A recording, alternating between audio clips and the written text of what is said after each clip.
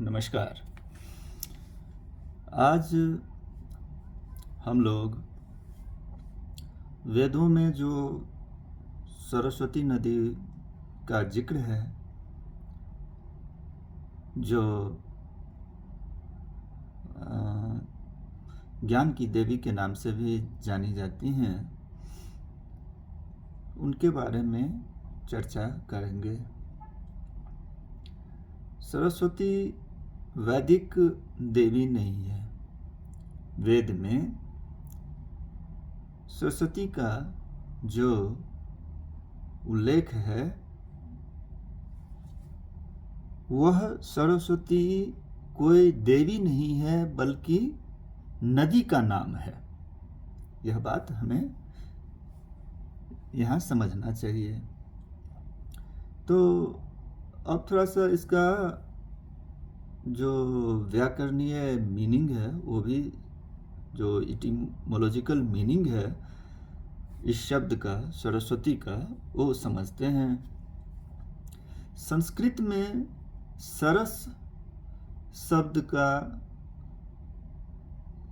मतलब है कि एक बहुत बड़ा पानी का झील या चमकदार चीज जो बहुत सफेद है और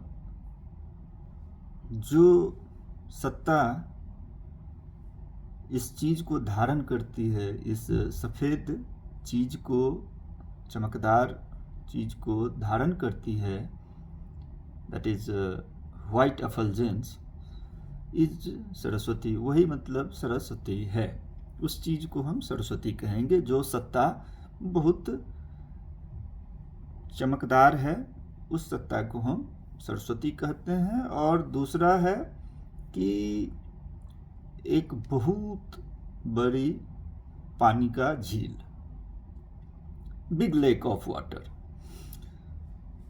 तो ये बनेगा शब्द का, जब हम इसको ब्रेक करेंगे तो यह बनता है सरस, जोड़ मतुप जोड़ ऐ। यह स्त्रीलिंग वाचक प्रत्यय, ये फेमिनिन सफिक्स बनेगा। तो सरस्वती का मतलब हुआ कि जो बहुत ही सफेद चमकदार है या जो एक बहुत बड़ा पानी का झील है। तो हम वेद में जो सरस्वती का उल्लेख पाते हैं वो यही है। अम्बी तमे नादी तमे देवी तमे सरस्वती। वेद में जो सरस्वती के बारे में कहा गया है वह क्या है? अम्बी तमे नदी तमे देवी तमे सरस्वती। तो यह सरस्वती एक नदी का नाम है। और नदी इतना उपयोगी है, यह इतना यूजफुल है और यह इतना लाभदायक है लोगों के लिए कि लोगों ने इसको श्रद्धा से देवी का स्थान दिया। उन्होंने इसको ग्रेटेस्ट गॉडेस के नाम से सम्मान दिया। तो यह जो हम लोग जिसकी पूजा करते हैं, जिसकी सरस्वती पूजा होती है भारतवर्ष के कुछ कुछ भागों में, तो यह देवी सरस्वती का कोई भी संबंध नहीं है इस नदी से। वेद में जो वर्णित है सरस्वती, उसका हम लोग जो सरस्वती पूजा करते हैं उससे कोई संबंध नहीं है। यह देवी सरस्वती हम कह सकते हैं कि पुराण में वर्णित एक काल्पनिक देवी है, माइथोलॉजिकल गॉडेस जिसको हम कह सकते हैं। तो अब यह सरस्वती नदी की इतिहास के बारे में हम लोग थोड़ा चर्चा कर लें। तो भारतवर्ष में प्राचीन काल में दो नदी बहती थी, चर्मनवती और द्रसदवती, मध्य भारत में। मध्य भारत कहने से हम मध्य प्रदेश और आज के उत्तर प्रदेश, राजस्थान के भागों को समझ सकते हैं। तो इस चर्मनवती नदी के नाम के पीछे भी इतिहास है, जिसे हमें ज़रूर ही आज समझना चाहिए। जब आर्यन लोग सेंट्रल एशिया से आज के रशिया और बाकी सेंट्रल रशिया के उस समय के जो देश थे, जो मुख्यतः वोल्गा नदी के किनारे थे, तो जब आर्यन लोग वहाँ से आए और राजस्थान के पश्चिमी भाग में रहते थे, तो वहाँ पे उन्होंने बहुत सारे पशुओं को पाया। क्योंकि आज जिस तरह राजस्थान दिखता है, कई हजार साल पहले वो वैसा नहीं था, बल्कि वहाँ पे बहुत घना जंगल था और प्रचुर मात्रा में बारिश भी होती थी, वर्षा भी होती थी वहाँ पे। तो यह आर्यन लोग जो बाहर से आए थे, वह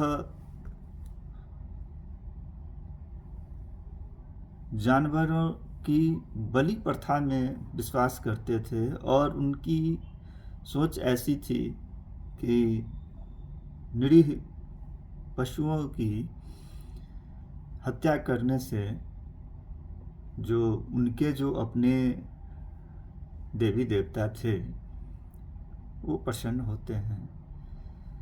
यह एक बहुत ही अधार्मिक उनका मतवाद था उस समय। और भारत में तो भगवान शिव के द्वारा सिखाया गया तंत्र प्रचलित था, तंत्र भगवान शिव ने दिया था। तो भारतवर्ष के जो लोग थे वो इन चीज़ों को नहीं मानते थे, लेकिन बाहर से आए हुए लोग इस चीज़ को लोभवश या फिर यूँ कहे कि अपने लालचवश निरीह पशुओं की हत्या किया करते थे। तो एक बार ऐसे ही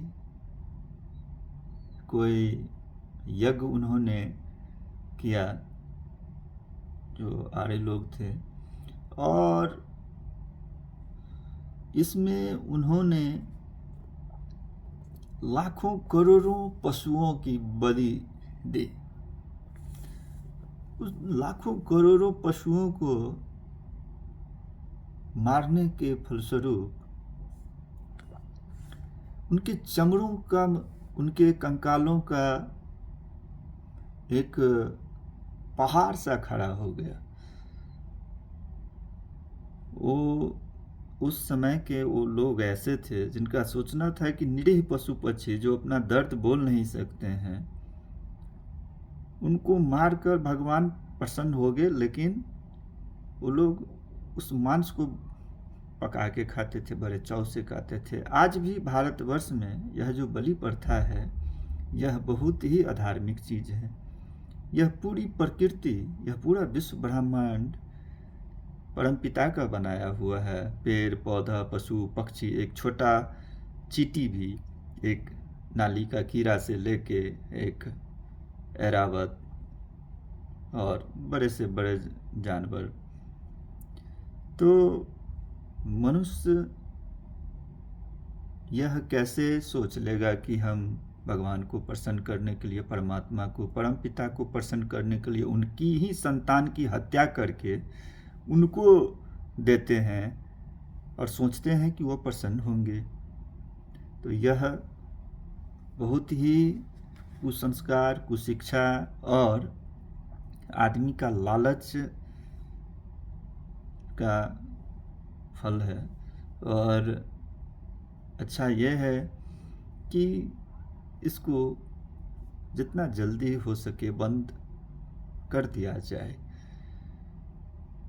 यह किसी भी युक्ति से, यह किसी भी दृष्टिकोण से युक्ति सम्मत नहीं, यह धार्मिक नहीं है। एक कांटा चुभ जाने से पैर में मनुष्य को दर्द होता है, तो साधु व्यक्ति वो होता है जो ये समझता है कि मेरे लिए मेरा प्राण जितना प्यारा है, सभी का प्राण, सभी जीवों का प्राण उनके लिए उतना ही प्यारा है, चाहे एक पेड़ हो, चाहे पशु पक्षी हो, चाहे एक छोटी सी चींटी ही क्यों न हो। तो जब एक कांटा चुभने से मनुष्य को दर्द होता है, तो उन निरीह पशुओं की हत्या करने से वो कितना दुख से गुजरते होंगे। यह बात अगर नहीं समझ में आती है तो कर्म का फल एक दिन उनको भी वैसे ही पथ पर ले जाएगा कि वह मनुष्य से वही जानवर बनेंगे, प्रकृति के प्रति संचर और संचर के धारा में, और उनकी भी तब वैसे ही हत्या की जाएगी। तब उनको उस पशु की मानसिक प्रताड़ना और मानसिक और शारीरिक दुख का महसूस होगा। तो यह किसी भी दृष्टिकोण से बलि प्रथा युक्ति संगत नहीं है। समाज के विद्वान, समाज के अच्छे लोगों को इस पर मिलकर बात करनी चाहिए और इसको बंद करना चाहिए। यह कोई आस्था की बात नहीं है, बल्कि यह बहुत ही दुरावस्था की बात है। यह मनुष्य का आज के समय में इतना आगे निकल जाने पर भी बहुत ही अधार्मिक कुकृत्य है और यह कुकर्म है। इसको रोका जाना चाहिए। मनुष्य आया है धरती पे परम शिव में प्रतिष्ठित होने के लिए, और परम शिव में, परम चैतन्य में वह अपनी साधना, सेवा और त्याग के द्वारा प्रतिष्ठित होगा, ना कि निरीह जीव की, निरीह जानवर की, पशुओं की हत्या करके और उनका खून पीकर, उनका मांस खाकर। तो इस पे विचार करने की बात है। और परमात्मा तो कतई ही इससे प्रसन्न नहीं होते हैं, यह बात जान ही लेना चाहिए। क्यों? क्योंकि यह तो पूरी सृष्टि परमपिता की ही बनाई हुई है, और परम पुरुष ही सबसे निकट है, सभी जीवों के निकट हैं। वे हैं निकटतम वस्तु, उनसे निकट और कोई नहीं है। और परम पुरुष तो सर्वत्र हैं। तो वह एक चींटी को बनाने वाले भी हैं, एक मनुष्य को बनाने वाले हैं, और उन पशुओं को भी बनाने वाले हैं जिनका मनुष्य हत्या करता है, जिनका बलि देता है। तो यह सोचना कि इससे हम पशुओं का बलि देके परमात्मा को संतुष्ट करते हैं, तो यह मूर्खता के सिवा कुछ नहीं है। यह अधार्मिक कुकर्म के सिवा और कुछ भी नहीं है। वह पूरा विश्व ब्रह्मांड के बनाने वाले हैं और एक बालू के कण में भी हैं। तो वह सब कुछ में जब हैं, तब ऐसा भावना लेना कि बलि प्रथा, बलि हम देंगे जानवर को और उससे परमात्मा प्रसन्न होंगे, यह कतई भी स्वीकार करने वाली बात नहीं है। हर जीव अमृत का पुत्र है। एक चींटी भी अमृत का पुत्र है और एक मनुष्य भी अमृत का पुत्र है। मनुष्य को एक डेवलप्ड कॉन्शसनेस है, वह उसका उपयोग सभी का कल्याण करने में करे। सबकी गति अमृतत्व की ओर है। तो अब लौट कर आया जाए ये सरस्वती रिवर के बारे में। क्योंकि इसमें एक ऐसा टॉपिक आ गया था पशुओं के किलिंग का, कि आर्यन लोगों ने उस समय उस यज्ञ के लिए इतने जानवरों की बलि दी कि उन जानवरों के कंकाल, चमड़े और मांस से एक पहाड़ जैसा पहाड़ ही खड़ा हो गया, और उनके चमड़ों से खून अनवरत निकलता रहा, और ऐसा लगता था कि जैसे एक नदी सी बह रही है, एक नदी बह रही है, खून की नदी बह रही है। जानवरों की हत्या के बाद इतने जानवरों को मारा गया कि एक पहाड़ खड़ा हो गया उनके चमड़ों से, उनके कंकालों से और उनके मांसों से, उनके मांस से, और उनके चमड़ों से बहता हुआ खून एक नदी की धारा में परिणत हो गई। तो यह सोच के, आंख बंद करके हम लोग इस चीज़ को समझ सकते हैं कि कितने निरीह पशुओं की हत्या की होगी उन्होंने, कि खून की नदी बह गई उनके चमड़ों से, और वह खून की नदी बहुत दूर तक बहने के बाद गंगा में मिल गई। और जैसे कि वह खून की नदी बहती रही, और तो उस नदी का नाम संस्कृत में था चर्मनवती। उस खून की नदी का नाम था चर्मनवती, जो निरीह पशुओं की हत्या करने से उनके शरीर से बहते हुए खून के कारण बनी थी जो नदी, उस नदी का नाम था चर्मनवती।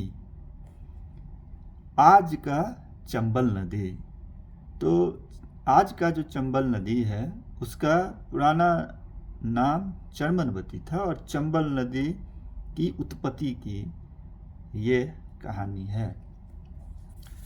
अब एक और नदी थी, उसका नाम था दर्शदवती। यह नदी विंध्य के पहाड़ों से निकली थी, जो कि बघेलखंड एरिया में है, और यह गंगा की तरफ उत्तर दिशा से जाती है। दर्शद का संस्कृत में मतलब होता है कंकर, इंग्लिश में पेबल्स। तो यह दर्शदवती नदी जो थी वह, उसमें कंकर थे और बड़े बड़े पत्थर थे और कंकर थे। तो उस समय के लोगों ने इसका नामकरण किया था दर्शदवती, क्योंकि इसमें बहुत कंकर और पत्थर थे। यह नदी उत्तर दिशा से बहती थी और चर्मनवती पूरब दिशा से बहती थी। तो यह दोनों नदी एक स्थान पे मिलती थी,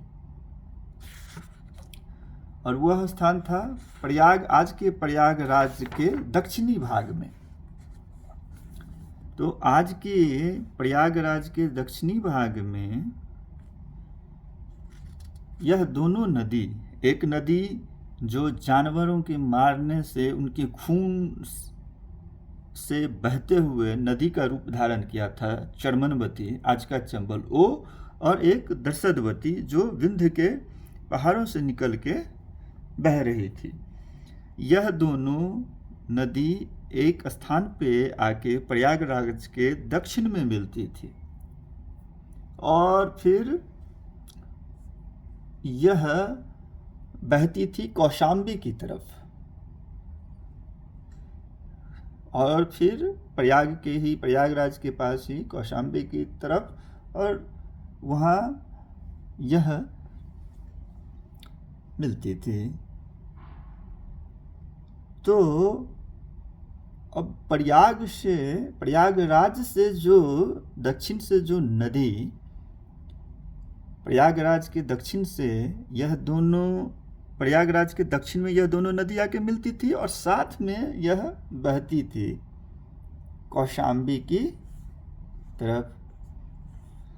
इन दोनों नदियों का जो मिलन था, यह दोनों नदी साथ में जो बहती थी, वही नदी का नामकरण हुआ सरस्वती, चर्मनवती।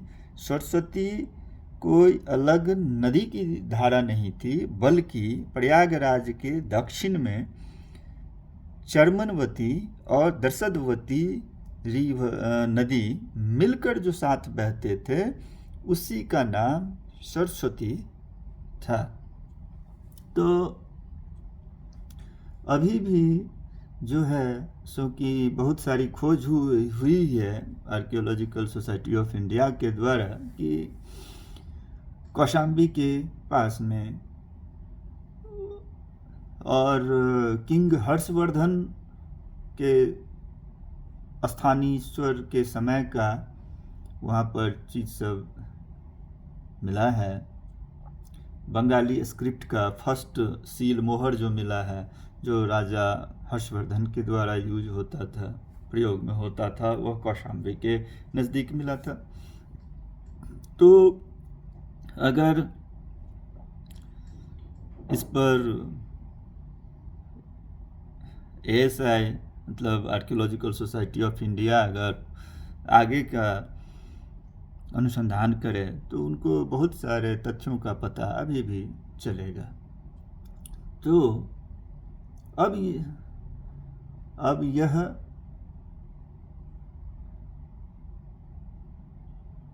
नदी अब यमुना नदी पश्चिम से बह के गंगा की तरफ जाती है